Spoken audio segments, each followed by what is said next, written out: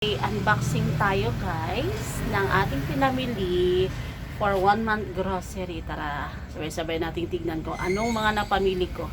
Natanggal na natin ang kanyang mga tali. Ay, nako. Okay, ito na ang ating unang bukas. Tissue and una pa lang yan guys.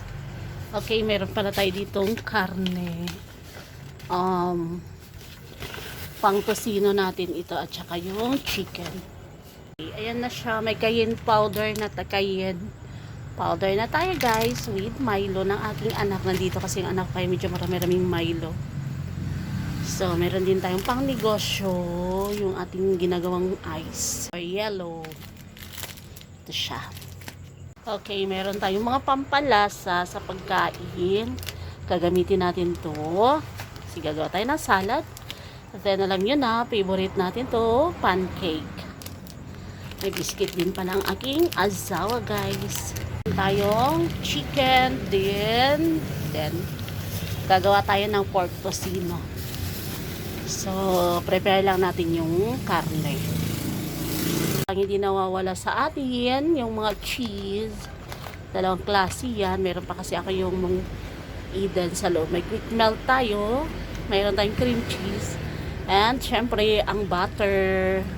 Hindi pwedeng mawala ang butter guys. Yan na lang ang natira. So check pa natin anong mga napamili natin.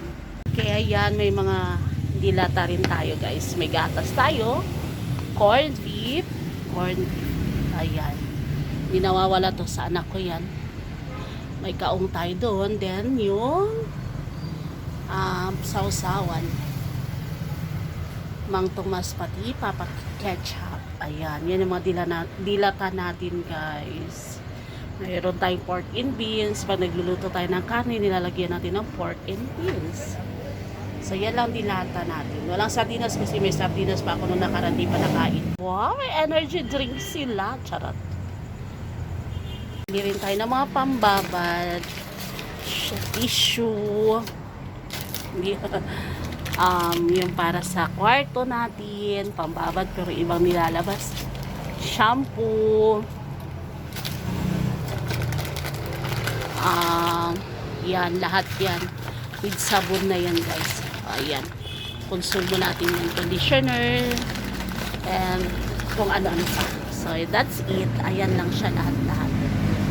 So after 1 month, mag-grocery na naman tayo ulit.